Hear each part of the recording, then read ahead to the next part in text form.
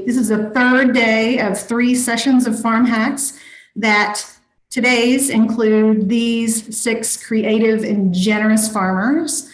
They have shared their humor, their wisdom, their creativity, their time, et cetera, et cetera, et cetera. And so we're going to get into that now. First, we are going to meet Maggie Dungan, hails from Salad Days Farm in Woodford County. It is a certified organic operation. Maggie grows a wide array of organic vegetables with sales to local restaurants, multiple farmers markets, and an on-farm store, among other places. We'll shift over to farmer Jesse Frost, who will also join us today. Jesse runs a 1-acre no-till market garden called Rough Draft Farmstead in central Kentucky with his wife, Hannah. Jesse is also the host of the No-Till Market Garden podcast and co-creator of NoTillGrowers.com. Thanks for being here. Oh, I keep doing that, sorry. We are also welcoming Andy McDonald. Andy and his wife, Connie Lemley, own Cedar Ring Greens, a certified organic farm located near Frankfort, Kentucky. Cedar Ring Greens grows a variety of produce in all seasons, specializing in salad greens, cooking greens, and sweet potatoes. And they have sold at the Franklin County Farmers Market since 2005. Away from the farm, Andy works for Earth Tools, Inc., where he provides technical assistance for solar energy and green building projects as their director of Apogee, climate and energy transitions. Down in Berea, we meet up with Janet Meyer. She is the Berea College horticulture manager and has worked with students to produce certified organic plants, seeds, fruit, and vegetables since May of 2009. Prior to joining the Berea College staff, she attended graduate school at UK, worked at Kentucky State University, and then graduated from Berea College. Before completing her undergraduate degree, Janet worked on farms in New Mexico, Maine, and Kentucky. Welcome. Ford Waterstrat of Sustainable Harvest Farm in London, Kentucky is here today. Ford's journey to farming started unconventionally as a competitive cyclist and school teacher. On his break from teaching, Ford picked up a summer job at Elmwood Stock Farm, where he fell in love with farming. On 35 acres of primarily leased fields outside London, Ford and Amanda, their 3 young sons, and their crew of 9 production and delivery staff have built and adapted systems to continually grow and improve their operation. A certified organic farm since 2010, Sustainable Harvest Farm has grown from a 15-member local CSA to a 420-member CSA serving Lexington, Kentucky, all the way down to Knoxville, Tennessee. And wrapping it up with Jeff Windhorst. Jeff, along with his wife, Lisa, own and operate Spade and Table Farm in Louisville, for some of you. As first-generation farmers, Lisa and Jeff turned their hobby farm and passion for growing good food into a functioning business 4 years ago. Located in eastern Jefferson County, Spade and Table Farm is an organic, no-till, back-to-the-future, veggie-centric small market farm that was certified organic in 2018. So we'll get rolling. First up, a video from Maggie. Hey farmers, do you use tarps and row covers on your farm, but find it often looks like this? Do you often find row covers blown away, costing you precious vegetables and money? Tired of seeing this on your farm? Well, fear not, folks, because we have your solution. Introducing gravel snakes! That's right, for just $19.99, you can learn how to make gravel snakes for your farm. Stop struggling with cinder blocks and rock bags that fall apart. Make yourself some gravel snakes. Call now. Call I used to have a problem with tarps and row covers blowing off on my farm, but after I learned how to make gravel snakes, it's been the best farm ever. Go for it! Well, wait, there's more. We know that y'all love how to make gravel snakes videos so much that for the next 15 callers, everybody gets a free goat!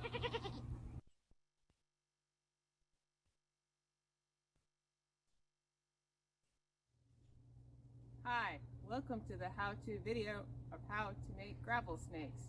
In this video, I'm going to show you how to make gravel snakes. So follow along, you won't be disappointed. The first thing you're going to need is some lay flat. We recommend using used old lay flat to save the world. Reduce, reuse, recycle. I recommend making your lay flat and cutting it to about 8 feet long. This here is 2-inch lay flat. It's a good size to not make them too heavy, but it's heavy enough. The first thing you will need to do is close off one of the ends, but safety first. You will need a propane tank.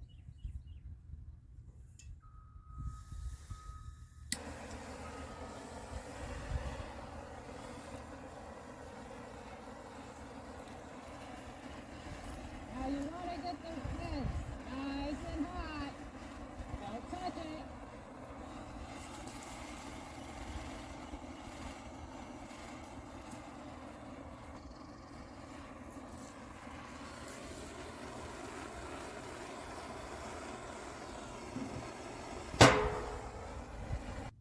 Press the end with something heavy. This is a meat press. Ta-da! Next, you will need to fill the snake with gravel. I recommend using a funnel. This is a canning funnel. You can find it at all local stores and the internet. To get the funnel to properly fit though, you will have to use scissors and cut little slits. Oh, it's probably only about 1 inch. Now,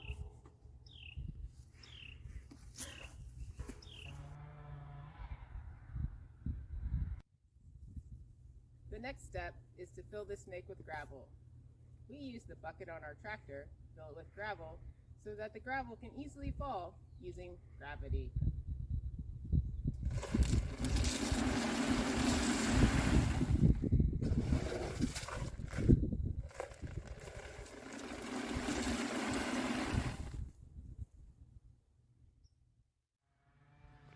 The last thing you'll need to do is close the other end. Do it in the same way that you closed that end. Don't forget to wear your mask. And now you have a completed gravel snake to use on your farm or whatever you do. Remember, be safe and do it with a friend or an employee. It makes it more fun.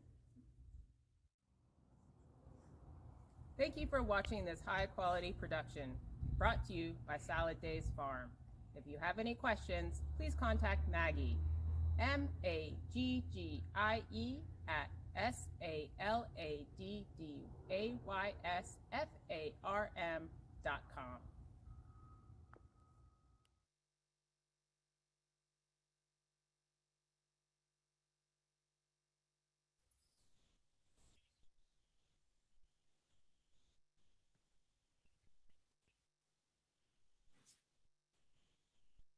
All right, so that's it.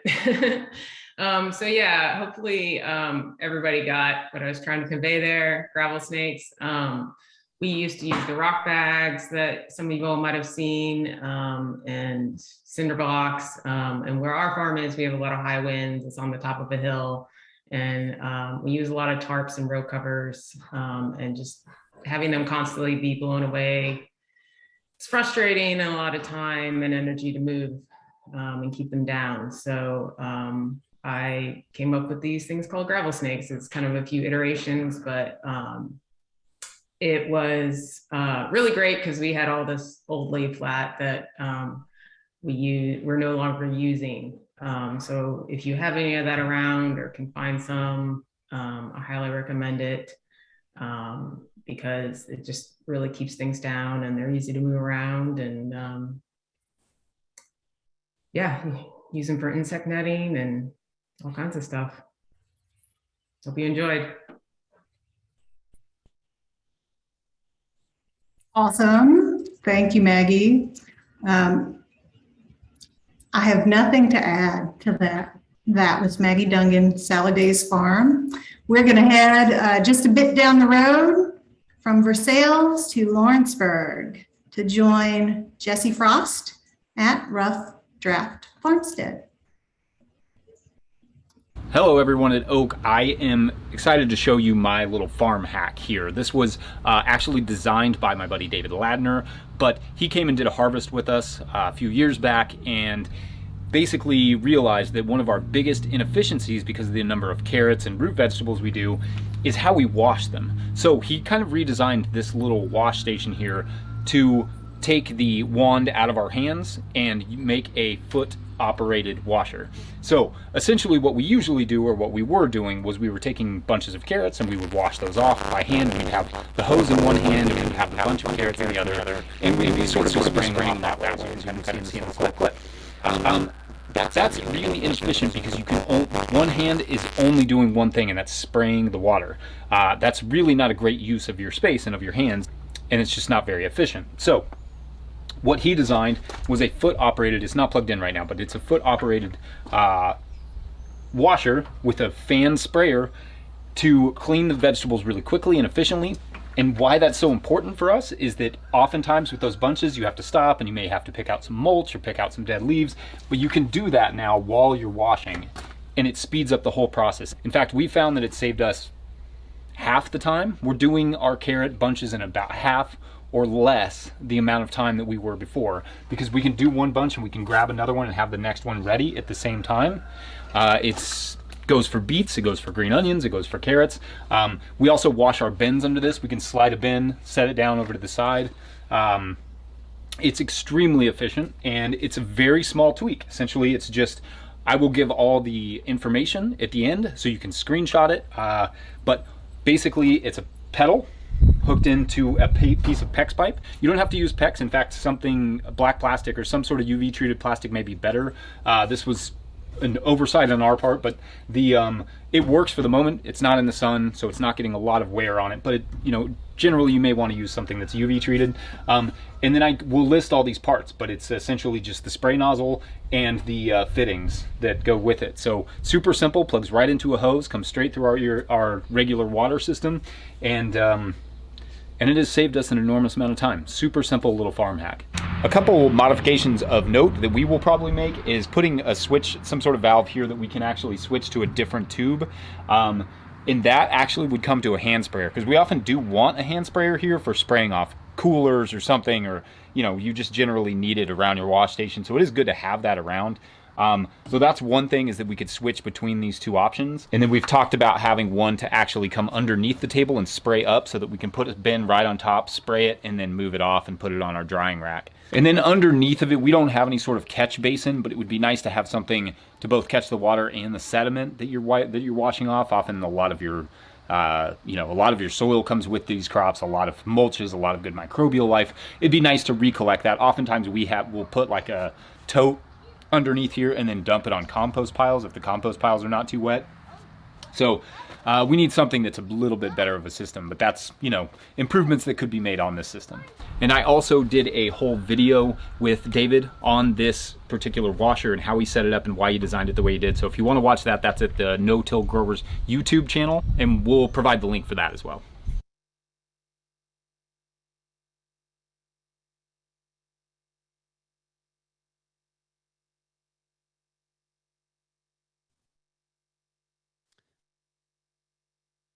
And I think that Ginny has all that, all the where to get all of this stuff. We have all the links. So if you're interested in building this particular or something similar to it, I don't have a lot to add beyond just taking the actual spray nozzle out of your hand frees up an entire hand. So you could be doing two different bunches at the same time, and that it speeds up everything.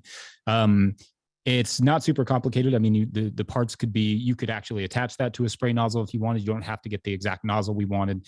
It could be very simplified, but just taking that pressure out of your hands is huge. I mean, that just saves an enormous amount of time. Yeah, and if you all have any questions per, any of these videos, like Jenny said, and there'll be some Q&A at the end. I don't know if there's anything else to add there. Yeah, awesome. Thanks, Jesse. You are correct. We do have, Jesse provided us with this list that you're seeing here in front of you, so you don't have to write it all down right now. And we will put that, we didn't want to, we wanted to keep all the hacks as a surprise. And so we didn't want to put that information in Whova, but that is where it will be with the recording of this session. All the sessions are being recorded. Those will be available to you in that Whova platform in their session area of the agenda after the event. So thanks to Jesse, and we're going to move just barely up the road to Frankfurt, where we'll find Andy McDonald at Cedar Ring Greens. I'm going to be sharing with you technique we use to reduce the blowing of the wind against the end walls and doors of our Haygrove High Tunnel. You can see we have ropes across the end wall and across the opening for the door. And when we lower the door, the ropes help reduce the billowing of the wind, which when there's fairly gusty winds, the end walls can billow quite a bit. And the door as well, because the door is only secured at the top and the bottom when it's closed, it can billow as well. So we use the ropes to give additional support to the door and the end walls when the wind is blowing. Additionally, the door rolls up and down between two vertical posts on each side, and we added brush seals, which are normally used in like commercial bay doors, roll-up doors, and these brush seals compress against the door as it rolls up and down, and give a little more, kind of grip the plastic along the vertical poles to reduce the blowing as well. So I'm going to close the door, and then you'll see how the rope helps give it support.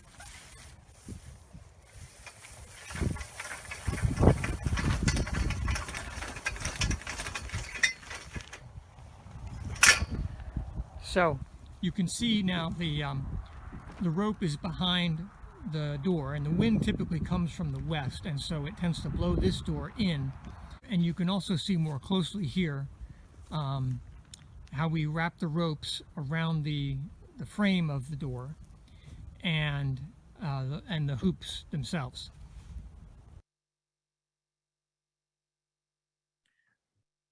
Hello, folks. Thank you for inviting me to join you today. A few more comments I wanted to add about the Haygrove High Tunnel. We really like the Haygrove High Tunnel. We've been using it for about 10 years at our farm. A number of the features that we like about it, in addition to the roll-up door, the Haygrove comes with augers that mount into the ground every 4 feet, and they get driven in to a depth of 2 feet. They have a hook that the rope's attached to, and so there's no need for any kind of a baseboard at the bottom of the greenhouse. The plastic is held on by ropes that are anchored to the augers in the ground. The ropes are very high quality. They've lasted for many years in exposure to the sunlight. We also take the plastic off in the summertime. We usually take the plastic down in May, and we put it back up at the end of October, usually. And so that helps extend the life of the plastic because it's not exposed to UV light all summer. And I didn't include this in the video, but the way we store the plastic, it's a gigantic sheet of plastic. And rather than drag it around the farm and hide it in the barn or something, we roll it up kind of like a sausage inside of a sheet of white plastic. and then we tie it to the tunnel itself off the ground. And so it stays there all summer. We don't have to spend a lot of time moving it around, but it's protected from the UV light. And that's allowed us to get a lot of years out of the plastic. And we also learned from the University of Kentucky's Agriculture Department how to adapt the haygrove style using more local materials. And we've built 2 smaller tunnels. You can see in the photograph on the left, there's a shorter high tunnel that's about 6.5, 7 feet tall that uses the haygrove design. But originally it used PVC hoops, and it uses the rope and augers. The first one that we put up was actually donated to us by UK when they were done with their old one, and it used adapted mobile home trailer anchors for augers. On our second one that we built, we actually bought augers directly from Haygrove along with the ropes, and Haygrove was willing to sell us just those parts. And I found that to be economical. It made for a fairly economical, smaller high tunnel using the same basic principles that go into the Haygrove design. And we were also, on the second one, we used steel pipe that was recycled from an old greenhouse that a friend gave us. And so if you have access to old hoops from an old greenhouse, you could potentially adapt it and utilize some of the features that go into the Haygrove design. Thanks for your attention. I'll pass it on to the next speaker.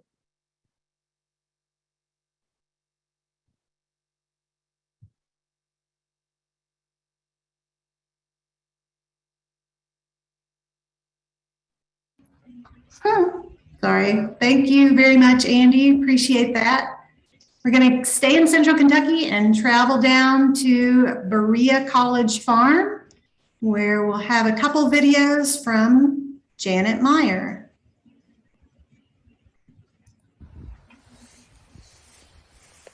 So what we have here are some perennial Canadian thistles. I think they are spreading by runners and by pieces of thistle.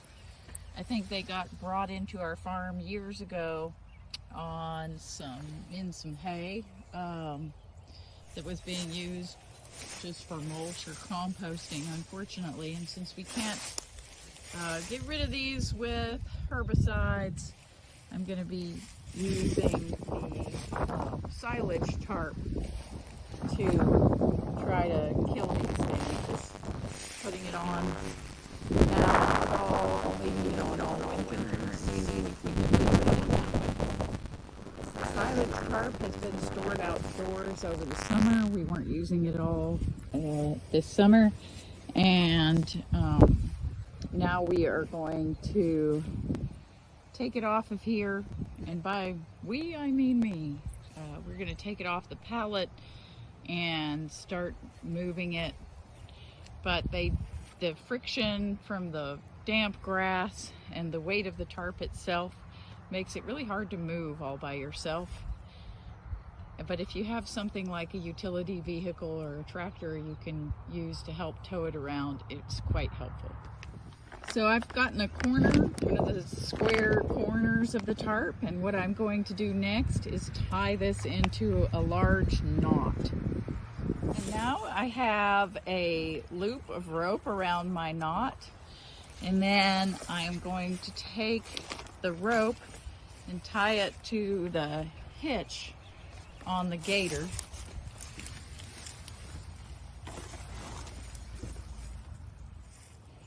So now I'll be able to just drive away and pull the tarp out behind me. So here we have the silage tarp partially spread out. It's still not easy trying to do it by yourself. I'm not sure how much this thing weighs, but it is very thick plastic, which will make it last a long time. We're not damaging the tarp in this process, and it looks like it is gonna be unfolded all the way, and we'll be able to weight it down in just a minute. And there's the finished product, all spread out. Nicely spread out. Yep.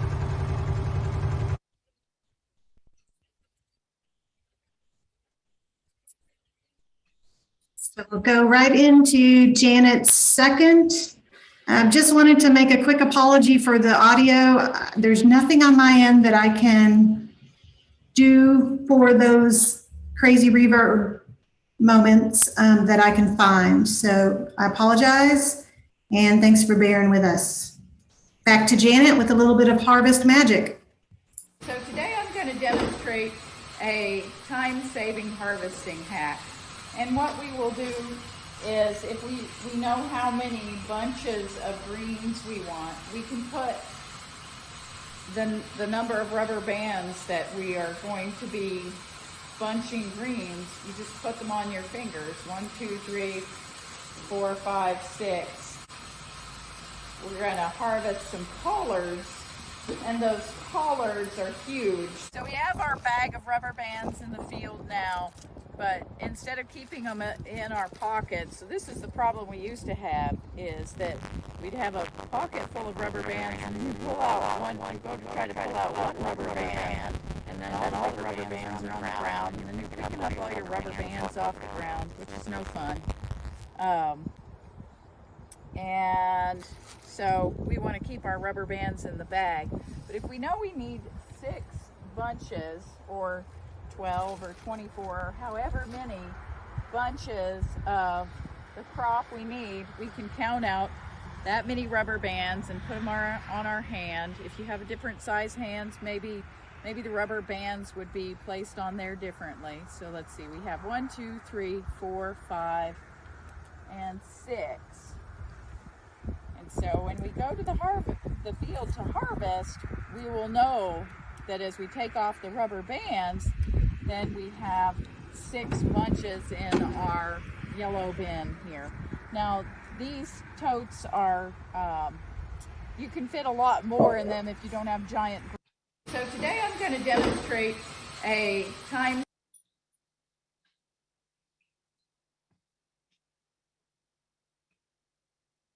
Come on. Oh, so I'm Janet. That is a little time-saving hack, especially for the college farm, because we're pretty distracted as far as the rubber bands and keeping count of things. Our students come in little breaks, and I learned this at a conference where we were always taking things out of the bins and recounting them over and over again in the field or in the packing house, and then going back out for one more bunch, which is a waste of time. Yeah, and I don't have much time. The silage tarp is 50 by 100. So that's a large, heavy, I saw that question come across the chat, and it was a big, heavy tarp, which I thought I'd have help moving, but often found that I didn't have help to move it. So that's why I came up with the idea of using a utility vehicle to drag it around. So Absolutely. even with multiple people, it's hard to move those. Yeah, well, thanks, Janet, for both of those. We appreciate it a lot. Appreciate your work at Berea. And we're going to travel down I-75 now to London to Sustainable Harvest Farm, where we'll join and learn from Ford Waterstrat. Here is our Wheelbarrow Harvest Car that we built a couple years ago, and loved using them. We used harvest sleds for a year and just really didn't like those. They're kind of awkward to use, and so I'd seen these, much smaller than this little strawberry harvest cart wagon things, wheelbarrows, pictures in California farms, and I said, well, shoot, we can build something similar to that. It's a little more heavy duty, a little more easy to use for what we were doing. So super lightweight, might weigh 5 or 6 pounds, made out of 1/2-inch rebar. It's got an old stroller, baby stroller wheel on the front of it. We built 5 of them the other day, maybe 2 hours to do everything except for the wheel. 5 of them, so quick, easy. Made the new ones out of 3/8 rebar, a little lighter weight, a little cheaper. But yeah, super easy to use. Pick up. This one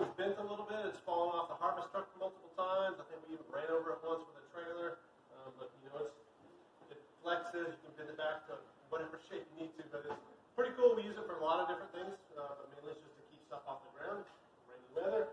So you can set a regular wax box in it, no problem. Stays on there. You can set extra wax boxes kind of in that little V in the bottom. You can also set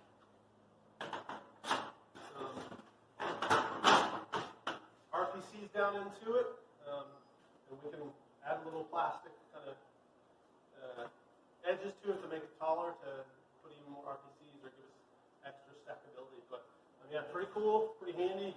We got 10 of them now. Almost no money into them. You can sling them, you can throw them. No one's going to steal them, walk away with them. And we've only, after we ran over once, we had to put a new welder. But other than that, hope you enjoy it. We thought about building some for people, but time is tough to come by as a farmer. So hope you enjoy it. Thank you.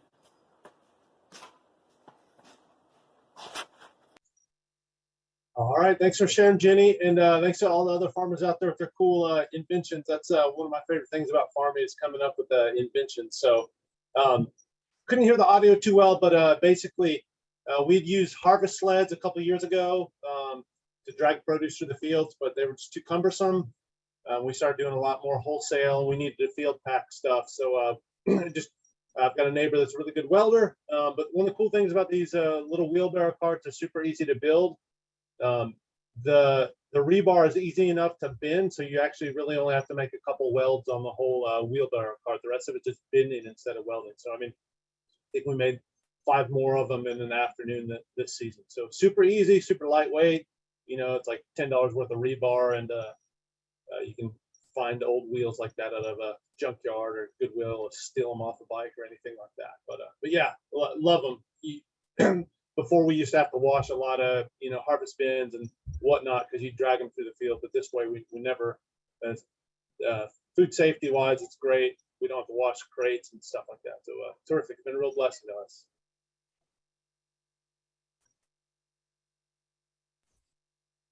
Awesome. Thanks for sharing, Ford. Your inventions are always a help to others. Appreciate that. We're going to round out these farmer hacks this morning by finishing up in Louisville at Spade and Table Farm, where we'll meet Jeff Windhorst. Contains petroleum. Hi, Jeff at Spade and Table Farm. Real quick one on wasps. Everybody has them. In some ways it could be a pest, in some ways it's a beneficial. We don't spray every wasp we see willy-nilly, especially mud daubers. They all are part of the ecosystem. But when they do pose a hassle, you got to take care of them. In our high tunnels and food prep areas, in your shop, barn, garage, and everybody usually reverts to the chemical, petroleum-based, toxic, nasty thing to clean up. Wasp spray. You can get it at the big box store. We don't use this. It's awful. It's toxic. The best wasp spray in the world, non-toxic, isopropyl alcohol, 91%. You put it in a spray bottle, and you can spray the little boogers. It drops them in 3 to 5 seconds, guaranteed. It's safe. You can use it on your surface to clean up, and it works really good. Isopropyl alcohol, 91%. Go get it! Fruit flies during the summer, especially during tomato season in our prep areas, in your kitchen, in your house, wherever. They're a nuisance, they're a hassle, they're always around, and people like to get rid of them. You can use fly strips. We don't do that. We use a simple trap. A lot of folks know the little secret. You take a container, any kind of plastic container, poke some holes in the top, and most people use apple cider vinegar. Pretty good bait. That's a grade B hack. The real hack, bourbon. It's Kentucky. And if you want to catch fruit flies like nobody's business, you got to use just a little splash of bourbon.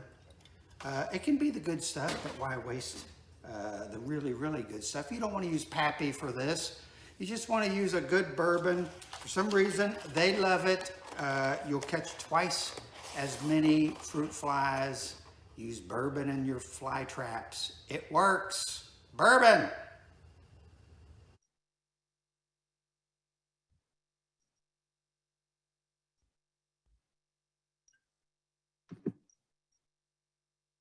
Hello. I think I'm the ShamWow farmer. I think it's great. Bourbon's the perfect thing to end on. Any final comments you want to add, Jeff? Well, I really enjoyed the previous real farmer hacks. These were fun, and we've got a ton more. Maybe we'll add some more to it. But I really liked just everything Oak is doing, and we're already going to utilize several of these hacks. We just saw the rock snakes. I've seen those in person. They do work. It's awesome. And one quick thing on the packs that we found out you can UV proof it is you can spray paint it or use that Flex Seal stuff that you see the goofy guy in the he usually makes a boat out of his Flex Seal. You see the ads on TV. Spray your PEX with Flex Seal and it instantly UV proofs it. It's good stuff. But on these hacks, yeah, I threw together a couple of, I guess I'm the bug guy now. I didn't know I was that into bugs, but just different ways to get rid of bugs without just always reaching for a can of Raid has been kind of our thought here on the farm. Yeah, awesome. Well, thanks for sharing those. And thanks to all the farmers. We're going to give all of these farmers a little bit of a break now, and we're going to give you some time to ruminate on those hacks you've just seen. Think of any questions of how, you might be able to apply them on your farm. How'd you make that happen? So if you like learning from and with farmers, we're all about it at Oak, and we've got these events coming up. From Maggie. Let's see. Unmute you, Maggie. How many of those gravel snakes are you typically using for a big silage tarp? Kelsey wants to know. So it kind of depends on the time of year and the wind conditions. Certainly in the early spring and late winter, it gets really windy, at least for us.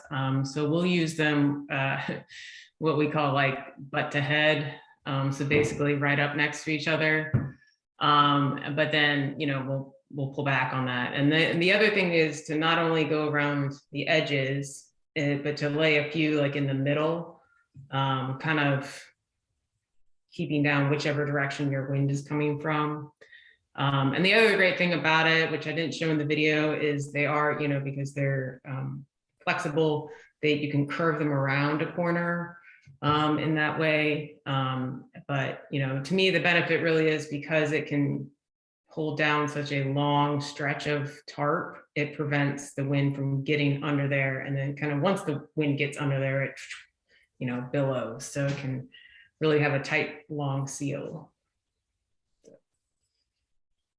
Yeah, nice, thanks. And there was a question and an answer in the chat, but I just wanted to ask, it is lay flat that you're using to create those gravel snakes, yeah? Yeah, so lay flat, if you don't know, is used mainly for water. It's kind of rubber, and it comes in different diameters. I don't mean to throw UK under the bus, but they saw ours and made some, but they, I think, used either 3 or 4 inch diameter. And we have some on our farm that from a research project, and they are so heavy, we hardly ever move around. So you really want to get that 2 inch. Nice. All right, great, thanks. I just wanted to wrap back to Jesse to share with you that Jesse's PDF that we will put out there has not only the listings that you saw on his last slide of all of the parts, he actually has given links for where you can find those parts, as well as the full video. And you can tell us just a little more about that video again, Jesse? Yeah, if you thought that was interesting, there's a full longer version of what I just did for that video on our YouTube channel at No Till Growers. And yeah, that hack is super. So there's lots of ways you could modify it, right? Like you could have a bin, some sort of tub before the wash. So a lot of times you'll have carrots or something that have really stubborn dirt on them. And so you'd want to dip that in your bin before you start washing them to just speed up the whole process. So we used to do that a lot, but then we would use the hand sprayer and that takes up a lot of time. So yeah, it's a super simple modification. Yeah. Awesome. Thanks, Jesse. And again, that PDF will be on this session block of the agenda on Whova after the entire event with the recording. Andy, Cynthia wants to know, and I think you may have just shared it in the chat. Yep, you sure did. But just calling everybody's attention to Andrew McDonald's last information in the chat there about the dimensions of the tunnel and the twine you're using for the anchoring ropes. Do you want to just really quickly sum that up for people who might have trouble navigating to the chat there, Andy? Sure. Our Haygrove High Tunnel is about 28 feet by 96 feet long. And the ropes that we use to support the doors on the end walls are the same rope that comes with the Haygrove tunnel that holds the plastic on. And Haygrove identifies it as a polysteel ferric oxide. And it's 220 meters long by 6 millimeters diameter. And I was able to buy it directly from Haygrove. And their phone numbers in the post I put in the chat. So you could contact them directly, potentially. It's an excellent rope. And it's not very expensive relative to other ropes that I found. Great. Yeah, thanks for adding that. Janet, your idea is appreciated for moving that tarp all by yourself. Any ideas for moving huge tarps alone without a motorized vehicle? Have you maximized that when your four-wheel tractor's not available? Yeah, I have to say that little gator has turned out to be one of the best little things we've ever bought for moving around the farm. I saw that question in the chat, and I wonder if you have trees anywhere nearby, if you could just like pull it with a come along. I don't know. I really don't have a way to move it easily. I guess one option would just be have smaller tarps. I don't know if some of the other farmers have a better way to move.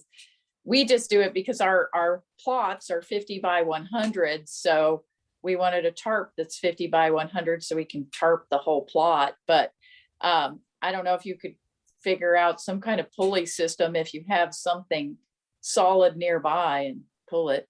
I think Maggie raised her hand that they have a way of moving tarps. Yeah, I just wanted to add that we use silage tarps that are plastic like that. And then we also use large pieces of landscape fabric. And because they're like permeable, they're so much lighter, and like one person can definitely move it. And I believe the biggest or widest I have found is 15 feet wide, but then I sew them together. So I have some pieces that are like 45 by 100, and one person can move those. So. Awesome. Thanks to you both for that. Appreciate it. Now there's been a little conversation continuing on in the chat about that lay flat that Maggie's using being UV treated, using a walk behind tractor to pull the tarps. So yeah, keep an eye on that chat. There's some good conversation there. Patrick kind of added that anything you can do to reduce the area that's contacting the ground will reduce the drag and make the tarp easier to use. So maybe folding. There's this farmer in my area you all might have heard of. His name's Jesse Frost. He told me years ago, just get a small one. Just go for a small one and you won't have to fight the battle as much. Yeah, we cut our, similar to Maggie, we're down to 50. Well, we were down to 50 by 100 when we had 100-foot beds, but now we're 50 by 50 because our beds went down. They shrunk down to 50 feet instead of 100 feet length. So yeah, the 50 by 50s are super easy to move. 50 by 100 is, you know, a lot. So cutting that in half the width is what we did. And it was a lot easier. And now they're down by half. So they're 25 by 50 now. Much easier. You can do that with one person. And maybe there's like a winch option that you could do if you really wanted to move those really large tarps. But yeah, that would be extra investment. Yeah, thanks. Ford, just really quickly, any plan to go? Where'd Ford go? Are you there, Ford? Can you hear me? I don't see him. I'm going to go to Jeff. Will the alcohol kill wasp if sprayed on a nest, or do you need direct contact with the nest themselves? Well, you have to get the wasp wet. From what we've found out, what it does is it instantly dehydrates a wasp. I mean, it kills them as fast as the spray can stuff. I mean, 4 to 5 seconds, they're done. You can't spray a nest and then because it evaporates really quick. So if the wasps come back, but you can hit a nest at night just like you would with that other wasp spray or whatever. But we get them in the barn all the time, and we don't want to be spraying the chemical stuff. And it also works great in your house. Yeah, absolutely. Stuff like that. So. Yeah. All right. Thanks, Jeff. We have wrapped up the questions that we've gotten from the chat, unless I've missed something and we are over time. I want to acknowledge that.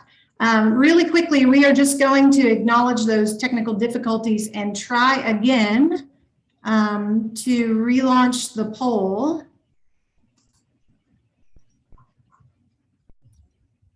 Relaunching poll. Okay, I have relaunched it. Apologies if anybody wants to participate that who didn't get a chance to earlier. If the box is too small, you can drag the corners of it and extend it, drag the sides of it. We've got at least a few coming in there. You can throw in the chat. Are you able to complete it when you weren't able earlier? Anybody? We're grateful for your help. We're grateful for your feedback. It's possible that Zoom settings are just kind of throwing this under. So this is a good opportunity for me to encourage you before we wrap this up. If you have not updated your Zoom, it's possible that's why you're not seeing this. And we really want you to update your Zoom because it will help to engage and be interactive with us in that final session especially, as well as additional polls that may get launched throughout the sessions today. So after we get off here, go and update your Zoom. The details are in Whova. We are so grateful for everybody. I'm going to end the poll. I'm not going to share the results. And I'm going to thank all of these awesome farmers that have joined us with their time, their energy, their ideas. We appreciate you greatly. We appreciate everybody out there in Zoom land.